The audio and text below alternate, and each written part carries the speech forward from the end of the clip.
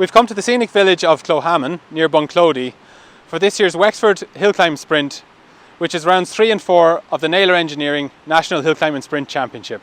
60 plus competitors would tackle the course over the 2 days. Well done to the Wexford Motor Club, who ran a full complement of 5 runs each day, giving competitors great value for money. Many competitors were actually stopping off in Wexford on the way to catch a ferry to France on Tuesday to compete at the San Coeno Hillclimb, an annual event for many drivers. Clare winner and championship leader Sylvie Mullins didn't make the trip to the southeast, so it was left to second and third place drivers Michael Connolly and Joe Courtney to fight it out for the win. Michael won last year's Carlow Sprints, while Joe is the reigning national champion after a dominant performance last season.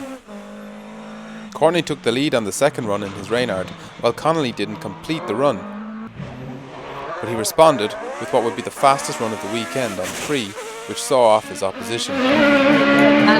We came across an unusual interview opportunity at the first junction.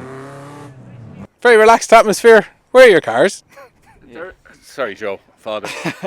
Well, we thought in the interest of keeping our cars for France that we'd be happy enough with 3 runs. So myself and Rory agreed because we were getting the boat to France on Tuesday and we have to come out and do this hill again tomorrow, that we had 3 runs. We're both pretty happy with our pace on the hill, you know.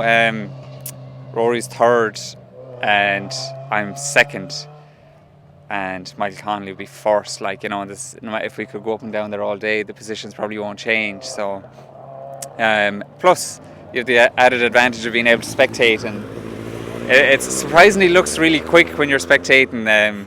I kind of wouldn't like to see myself through here now, I don't think.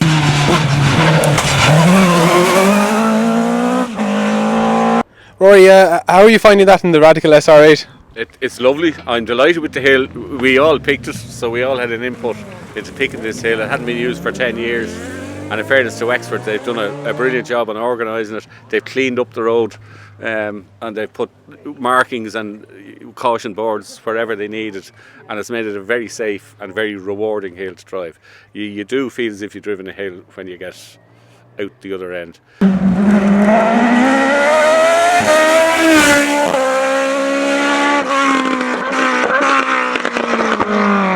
You're on the ferry like on Tuesday probably, is it? Yeah, we're going on Tuesday. There's 27 Irish drivers going to San Coeno. There's about 10 of us have made 2 weeks holiday out of it, so we'll have nearly a week before and a week after. So we're on 2 weeks holiday. That's why we're in great humour.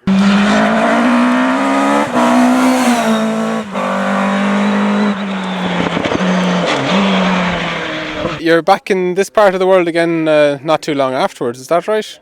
Yeah, Dungarvan then is 2 weeks after France, so it's going to be a busy month overall. Yeah, so. Yeah, that's hard in the car, so they're probably enjoying a well-earned break, yeah? Look forward to seeing you out tomorrow again. Thank you. Thanks very much. Thank you. Michael Connolly's winning margin was an impressive 1.63 seconds on Saturday, a result that puts him ahead in the championship. Yeah, good fun day actually. The hill dried out nicely, and yeah, it was good fun. Joe there was leading for a bit of time, but managed to just pip him in the end. Where do you think you're getting it? A power. To be fair to Joe, he drives very well. I'd say the only thing is just sheer horsepower. That's all. Yeah. Well, we're watching you now on the junction, and it's something else to see a car like this pushing through. And I think there's even a bit of understeer for a moment towards us, and you're driving it through the corners as well. Yeah, like a bit of slow speed understeer at times, and actually the 90 right. Before the 90 right that left on my first run. Got a bit of opposite lock, so I kind of wound it back a touch there. But look, there's always more in it, but you just kind of have to be within yourself on a hill, you know. Rory Stevens was perhaps having a relaxing weekend and preserving himself for the Gaelic trip. Over 2 seconds slower than Joe Courtney on Saturday, but both of them started to get drawn into battle on Sunday. After the first run, Joe was exactly half a second behind Michael, with Rory just over 1 second back. It was tightening up in slightly different temperature conditions. Indeed, on a slightly wet third run, where times were slower, Joe was fastest. After a dry fourth run, the lads had some thinking to do, with the logistical investment of the overseas trip hanging in the balance, should any mechanical damage be done. Rory was already rattling the cones on run 3, seen here, and knocked some on 4. You went quicker again there, Joe, did you? Yeah, a little bit quicker again, but Michael went quicker as well, so the gap is still roughly the same. And were you half a second quicker, or? I was, where am I? Yeah, about 4/10 quicker, and Michael was about half a second quicker again, so. Rory, I think he was a little bit quicker too, but I don't see a time for him on the sheet, so. The pace is moving along, is it? Yeah, despite you would think that after 2 days hammering up and down a hill that you'd have found the pace, but there's always more time there, I think. So especially the heat is in and now the road's clean and dry, so it's probably more time again now. But And is there going to be a 5th run? I see cars lining up down there, so I presume there is. Now I'll have to make a decision, let the car cool down a bit and see if we'll go for another run or not now. Michael Connolly was flying and hoping to stretch out a lead. The pace at the top, it's 1 run to go. It's you're both pushing along there. Yeah, Joe's half a second away, so all to play for now. Yeah, like he moved on half a second and you moved on about half a second there. Yeah, and I thought it was actually quicker than that. I thought I'd have a nice little 1 second cushion there. Not today. No, Joe's going well. Yeah. That's exciting stuff, and I think Rory is actually progressing along behind him as well. So everybody's getting their act in order. So look. 5th run, give it a blast and see what happens. Yeah. They're debating, they've got France in their minds as well, so but they're getting drawn into this. They might be smelling blood now, so yeah, we'll see. In the end, Stevens and Courtney took the sensible decision and left Connolly to the 5th run, where he got down to 5/100ths off his Saturday pace to take his 2nd win of the season. Peter McKinley must have been apprehensive to see old rivals returning to threaten his Saloon Car Championship assault, especially when this was a hill where the Scort had been crashed before.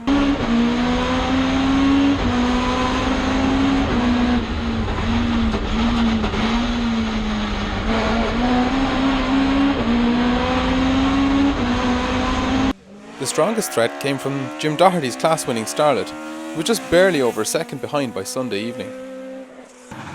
Peter Boggin provided the strongest escort challenge on Saturday, and he too had great competition with the rally escort of David James on Sunday. David came out on top here by a little over 2/10 and was the winner of Class 15. McKinley won 3B both days, was fastest Saloon and as high as 6th overall on the first day. Perhaps a mad dog can learn new tricks. We found one of Ireland's premier mechanical engineers having an argument with an air vent. They were followed before?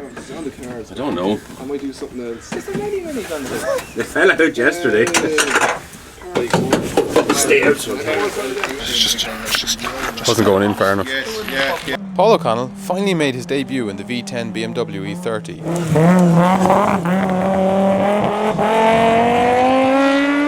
Paul O'Connell made it to the paddock area in Clare. Now, I believe he's just done a practice run, so how did that go for you, Paul? Thanks, Enan. Practice run was interesting to say the least. It's the first day out in this new car. We had a few little teething problems, overheating, it blew off coolant hose, and I'm just trying to diagnose the problem, which I think might be a stuck thermostat. So that's getting removed at the moment. So that's something small and simple that's causing a problem to a big engine. Hopefully, yes, and it is a big lump of a yoke, that thing. So if we can get half of it to work, I'd have 2.5 litres. That'd do me for the moment for today, but hopefully we can get it going right. I did try to do my practice run with the handbrake half on as well, which wouldn't help things either. So, but you probably have enough torque in this car to deal with a simple little handbrake, no? Pretty much, yeah. Didn't really notice wholeheartedly till I got to the end. I got the smell of brakes, but it's all learning. It's a big learning curve for me, coming from single-seaters to a big heavy car. So it's going to take a couple of weekends to get used to it. But this is definitely our big shakedown before, fingers crossed, we get ready to go for the ferry in France on Tuesday. So all excitement. So this is Saturday and you're putting this on a trailer for France on Tuesday. Is that right? Yeah, when you say it like that, it kind of sounds a bit crazy, but yeah, pretty much. And you're going to drive tomorrow as well? Oh yeah, no question of that, yeah. It'll be well proven before you put it on the trailer, so Yeah, well, we're here to compete. That's what it's all about. It's all about competition. There's no point in having a car in the shed. They're here to compete, and one way or another, that's it. End of story. And we're nearly beside the ferry here in Bunclody, but you're all the way back to Limerick. That's right, then, and yeah, I do know already. I've a job list of little small things I want to get done before Limerick, so I'll have to lug the car all the way back down to Limerick. We need to get it rolling roaded again, and back up to the ferry in Rosslare on Tuesday. It's crazy stuff, but that's the lengths that we go to when we have a sport that we love. That's what we want to do. So, well, we're looking forward to your first run and hopefully getting points and a record on the board. well, a finish would do me. If it's best value of the day, bottom of the timesheet, finish will do me fine.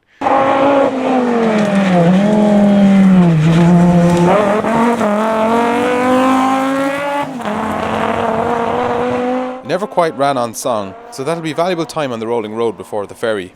Also debuting a new car in 3B was Dermot Nolan with an RT2000. But despite finding a locally reared secret weapon, he found the gearing too high for uphill racing. But I'm sure he'll get that sorted soon. Emmett Dunn, in his second weekend with the Dallara, was having a great battle with John Mahan in the DJ on Saturday. John was leading after run 2 by just under 3/10, but Dunn found real pace on run 3, going more than 2.5 seconds quicker. Mahan took a second off that margin over the afternoon, while the Dallara was being rested. The DJ won its Class 6 for the day. Alex Wilson Jr. returned to win that class on Sunday with some very stylish driving. Equaling him for drama, but not quite in the times, was John Con Byrne, sideways in the Jedi and 5th overall. Brendan Keane was 8th overall on Saturday in his Westfield and took a further 2 second places in 3B, building a strong base for a championship campaign. John Donnelly took his Reynard to 8th overall on Sunday and 4th in Class 6.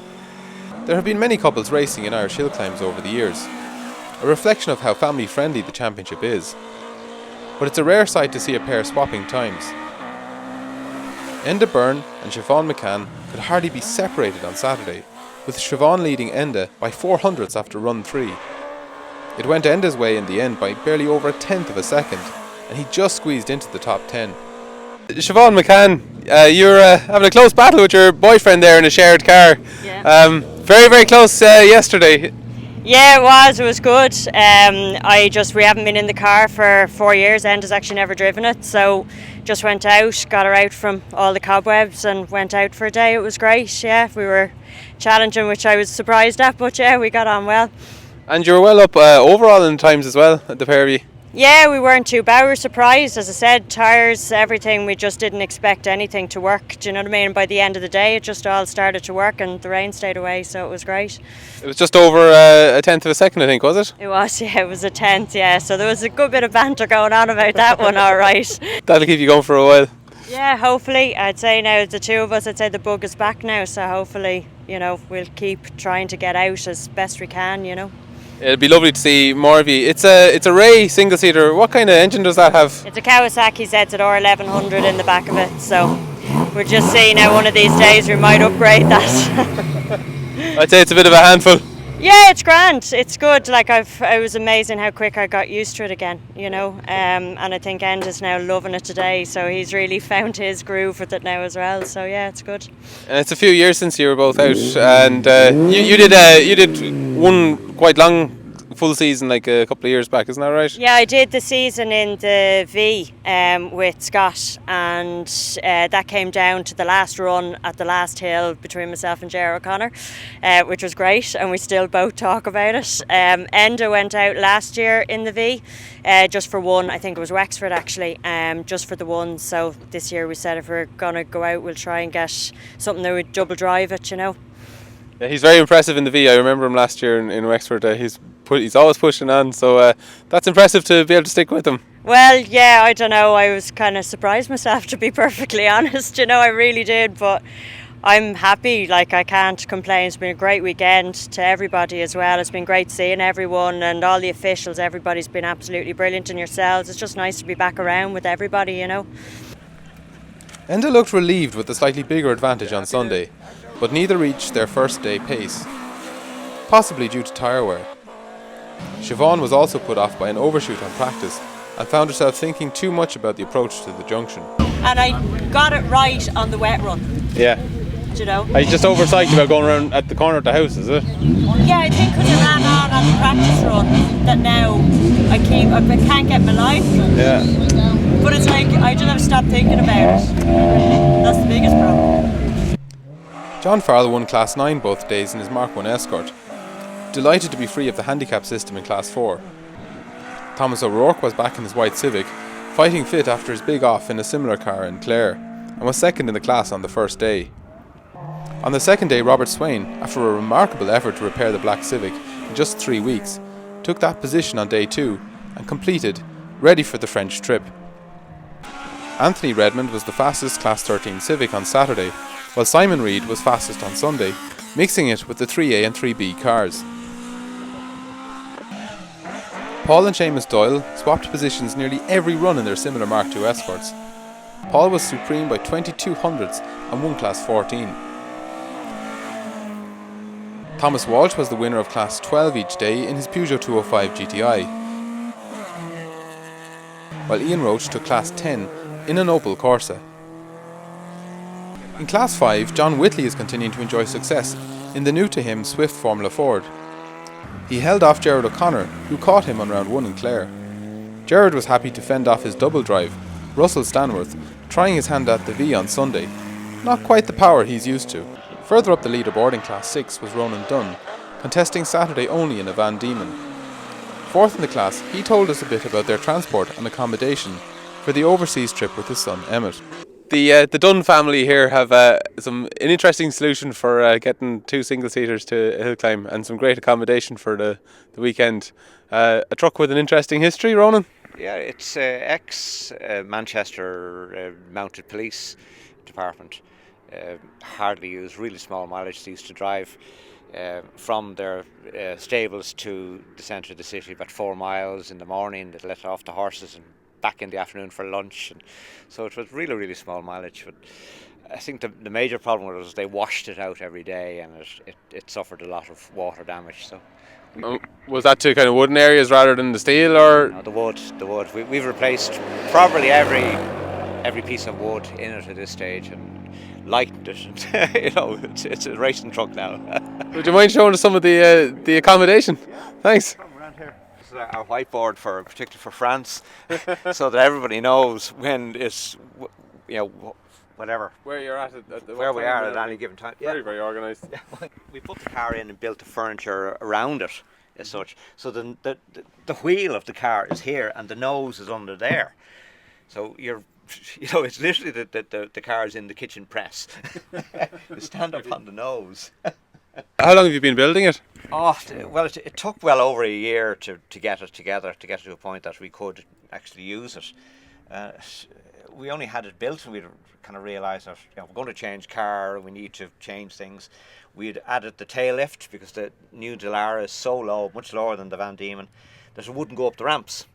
So we had to get a tail lift off John Mann, which was interesting, it was great fun. So tail lift is on now and we're kind of ready for France. So it's going to France on Tuesday. We've accommodation for 3 people in it, and it's very comfortable. It has everything we need. It has a fridge, it has a 4-ring gas cooker, hot water, sink, and all that. In here we have a shower and toilet. Up above there's a double bed. This morning we had our lovely big breakfast of champions here, sausages and eggs. You're heading off on Tuesday, is it, and back? Tuesday, yeah. We're heading to France on Tuesday on the 3.5 boat. There's a whole convoy of us. We'll stop halfway, and we're a year working on this, getting ready for France, and it was every little detail had to be put together. So we're bringing this, and we're bringing a camper, and we've got all new race apparel, and actually it's going to be my birthday there, so I'm celebrating my birthday in the paddock, and everybody's invited. Well, very good, and thanks for the tour, and we have to wish you bon voyage. Thank you.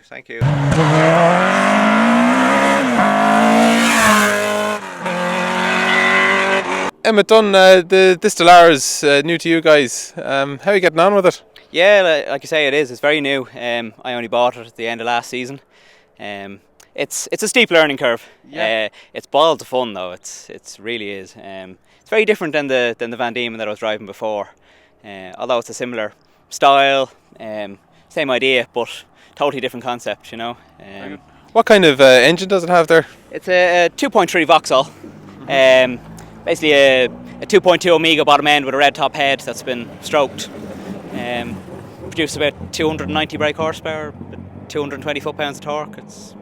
That's a bit of a handful. Puts you up at the sharp end now, I'd say, a bit. Yeah, a handful is definitely the right word for it. I'm still very much getting to grips with it. You were out at the two events in Clare. Yes, yeah. First event out, niggly little issues, electrical problems on the Saturday. Sunday, happy enough, got a decent enough run at it. Time in the car is what I need now, you know. At least this weekend with the same venue both days, it's actually a bit of a chance to keep improving. You got a full day of runs yesterday as well, 5 runs. Exactly, yeah.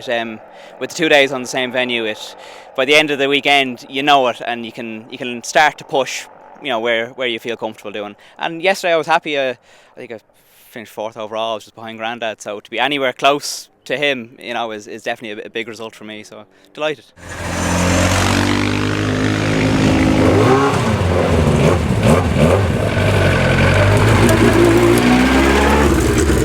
Emmett suffered a broken drive shaft on Sunday afternoon, but they had everything on site to solve the problem. Hi guys, you got running repairs? Yes. What's happened? Sheared drive shaft. Wow. This is a broken one here, is it? Too much grip. Too much. Wow. Too much. It wound it off like butter. Just off the start line? Just or off did the you go start further? line, Yeah. That's some torque now to That's amazing. wind that off, isn't it? At least you had the spare and the tools. Yeah, exactly. You had the workshop with you. Yeah, and some of the knowledge. And most importantly, we have the hammer. Fixing tool. So it actually bolts off in situ without loosening it, the wishbones or anything. Enough, yeah. That's very handy. It's not so bad. It's really just for France now. Yeah. At this stage, you know. Very good. You have to drive it onto the trailer. Exactly. Yeah. The drive shaft. I'm happy it wasn't anything more internal, you know. Yeah. On scratch times in Class 4, Seamus Anderson was fastest both days in the Ford Anglia, but Mick O'Shea in the MGB GT was down to just 0.04 of a second behind him after just 2 runs on Sunday. He pulled out then to save his car for San Gueno. PJ Gannon was third each day in his Mini, dashing through the rain here on Sunday. Tony Canny was performing great acrobatics to slip through the chicane. It was great to see Ken McAvoy in the X-Frank Nuttall Graham. Sean Murray managed to get ahead of Detlef Hare on Sunday with his Lotus Elan. Detlef gave us a tour of his remarkable BMW. Detlef Hare, you've a beautiful BMW here this weekend, as you do at many hill climbs. Can you tell us a little bit about your car? A bit about the car. The car is a 328 BMW. Was found in Belgium in 1948, 49, and was then raced in Belgium, but there's not very much records of this. And the car was then brought back to Germany for restoration. During the restoration, they found out that the remarkable originality of the car, because engine chassis number is still matching. Also, for example, the body number, the 3 last digits in the body number are stamped all over the car, like even in as far as the seat hinges, you know. So I mean that makes the car very rare. And I have her since about, I would say, maybe 2002 or 2003, and like to race her, like to do hill climbs with her or sprints, and it's a car very, very advanced of its time. There's no doubt about it, because even after the war, you know, the Bristols actually took this engine in, and the ACs took this engine in. And the engine is capable of being beefed up to about 180 horsepower. The originality of the engine was about 80 horsepower. So that shows the durability of the engine. And you actually you like to drive it to the events as well as just compete in them. Yeah, because I mean, you know, I think this was the way it was done in the old days. You know, I mean, and I try as many events I can do to drive the car, and it's a hobby for me. You know, I mean, I think, you know, that's what the cars were made for. Drive down to the event and go back, and hopefully, you know, you come back in one piece. But you know, with the as I said before, with the durability of this engine, you know, they were actually, you know, offer themselves as being used for race cars. You know, today, I mean, the car, it's 78 years old. That's impressive. Yeah. and still does what you want, and then it's very, it's enjoyable, a very enjoyable car actually to do, to drive. Would you like to show us the engine, please? Yes, you can have a look at the engine. much.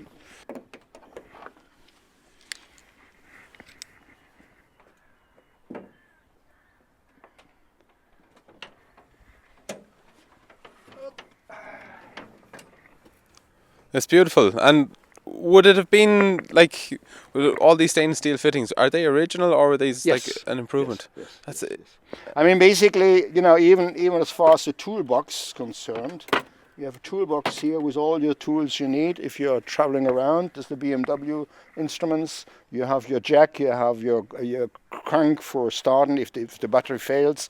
And this is basically all original. That's basically as the car was, And as I said before, there's a three-digit number here. Now this you find in the last 3 digits. You find in the hinges of the seats. You find it even here in the glove compartment. And I don't know if you can see that. And even space for a modern mobile phone. The car was basically made also for comfort. You have an ashtray there for a race car. You have a cigarette lighter there. This sort of thing. Because that shows the car was also made for touring. Yeah. So tour. An ashtray in an open top car kind of sounds like a bit of a challenge to me. I think so. I think so. Yeah. I wouldn't like to light a cigarette. And how many events do you actually get to in a year that way? In this one here, I would say about maybe 10 to 12 events. So if you count the double day as 2 events, Yeah. And it hardly misses a beat in all of those. No. That's fantastic, Detlef. Thanks for the tour. Beautiful car, well wear, so they say. Thanks very much. Thank you. Okay, see you. Cheers.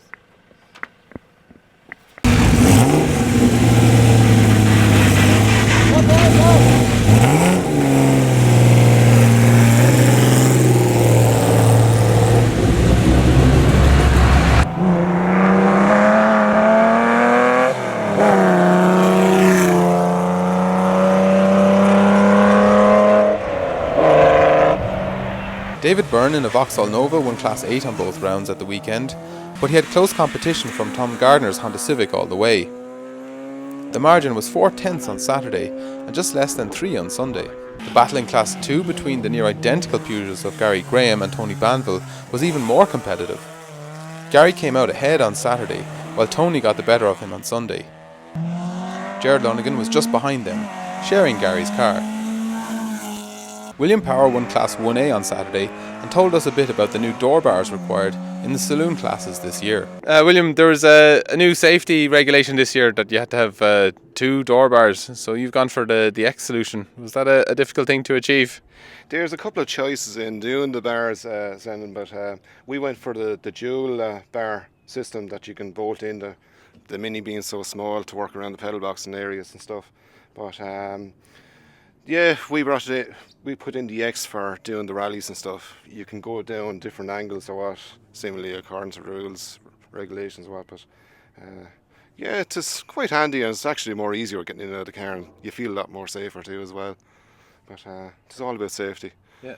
Oh, that's a very neat job. Fair play for getting to match up on both sides. It looks well from the distance anyway. A differential problem prevented him from continuing to challenge Deirdre McKinley on Sunday. She moved the pace on in the class by a further 1.5 seconds before withdrawing to save her Nova for its travels. Alan Maloney was third in his Suzuki Swift on Saturday. In the third round of the Cento Challenge here, Gary Egan was dominant again, as he had been on the second day in Clare, with an almost 2-second lead despite Neil Bradbury's best efforts. Neil Bradbury, another action-packed day in the Centos. We heard some serious locking up. We were further up the hill. Heard some decent squealing as you approached the chicane. What happened? It was the right-hander before the chicane, yeah. I just went a bit hard in the brakes. Didn't really make it. And then I tried to make the most of the run. I tried to go flat out through the chicane, and I broke my wing mirror and my side indicator as well. But sure, it's all in the name of fun, I suppose. Where are you with the lads now?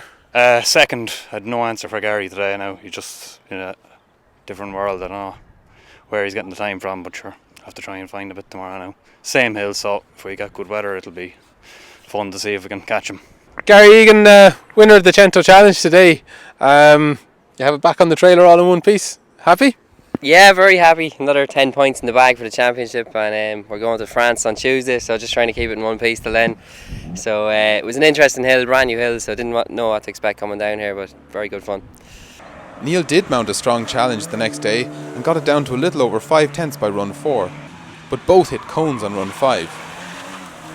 At least the Cento lads are willing to do battle to the last and will continue to do so on the continent. No sitting out runs for them. It took Billy White all of the first day to get ahead of Danny Hurley to claim third. Roles were reversed on Sunday, with Danny reeling in Billy here for third place. Danny has now proved his mettle as a top contender in the challenge. And speaking of roles, Alan Kane had prepped this proper challenge spec Cento for his wife Della over the winter, but was probably pushing himself a bit hard on his first day.